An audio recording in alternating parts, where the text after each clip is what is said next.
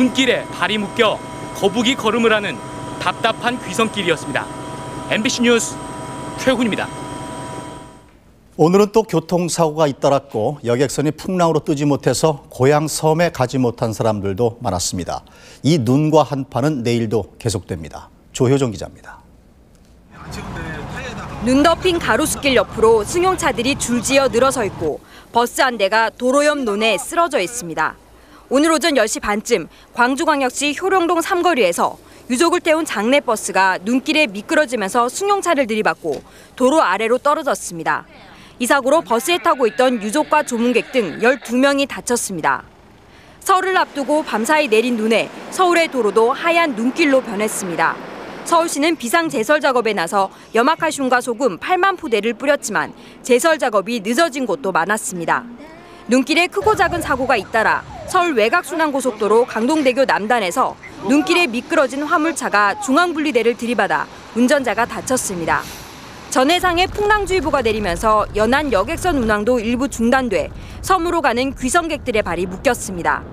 목포에서 흑산도 등으로 가는 6개 항로와 인천에서 서해안의 섬으로 가는 8개 항로가 끊겼고 포항에서 울릉도로 가는 배편도 이틀째 통제됐습니다. 또 항공기 기체에 쌓인 눈이 얼어붙어 제설 작업을 하느라 서울발 부산행 대한항공 1401편 등 항공기 14대의 운항이 지연됐습니다.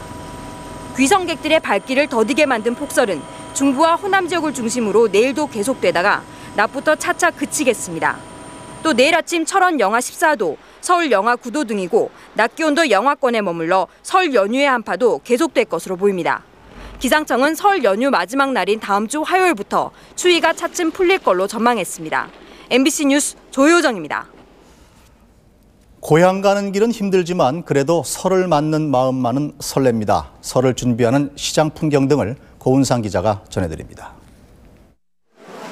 설 연휴에 찾아온 반갑지 않은 한파로 수은주가 뚝 떨어져 추운 날씨에도 재래시장은 사람들로 북적입니다.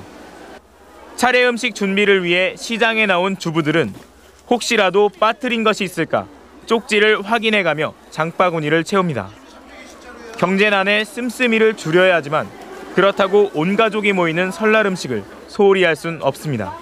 가족끼리 즐거운 날이니까 즐겁게 해서 즐겁게 먹고 행복한 날이죠, 그날은. 예전 같진 않아도 설 대목에 상인들의 얼굴에도 웃음꽃이 피었습니다. 부신 대로 다 팔아. 네. 못 부셔서 못 팔아요. 네, 좋죠 뭐. 장사 잘 되면 좋지.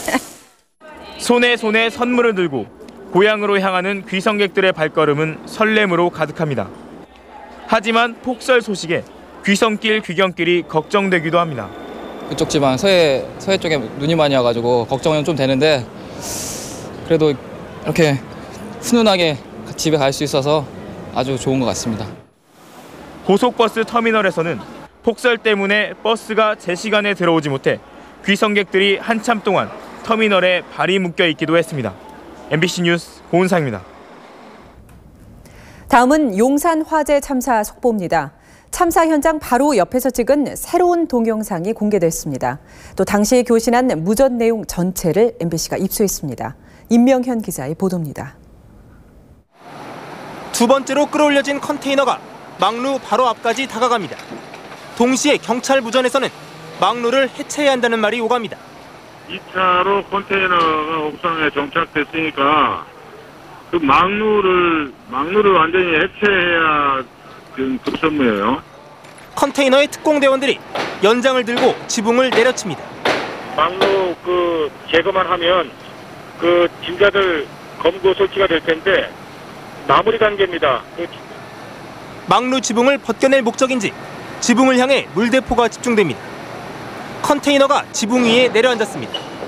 컨테이너를 이용해서 5층 막루 해체 작업 진정해 있습니다.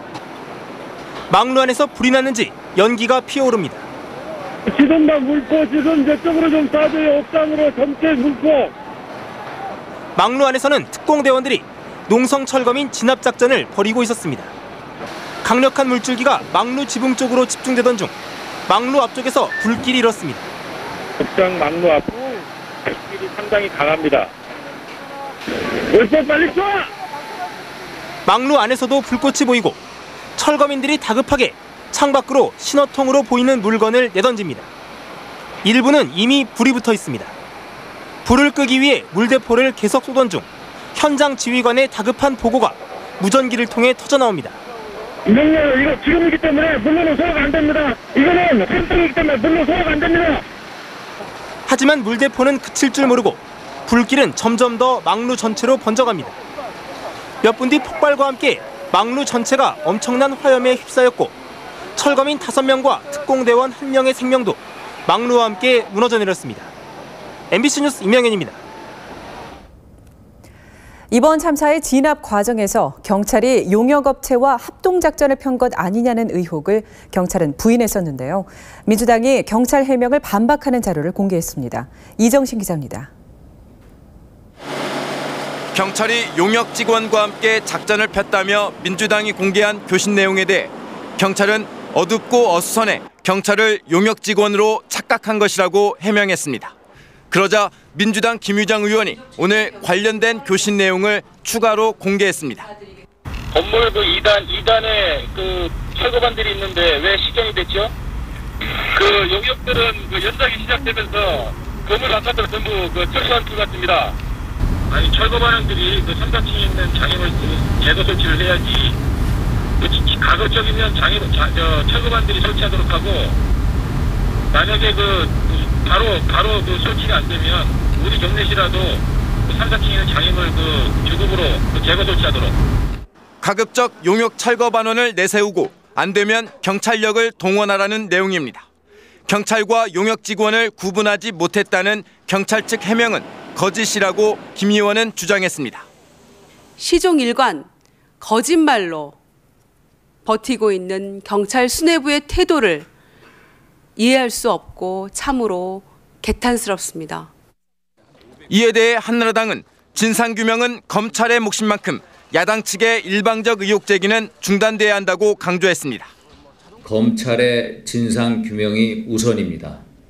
민주당의 일방적인 주장은 사고의 본질을 흐리게 하는 또 다른 유형의 폭력인 것입니다.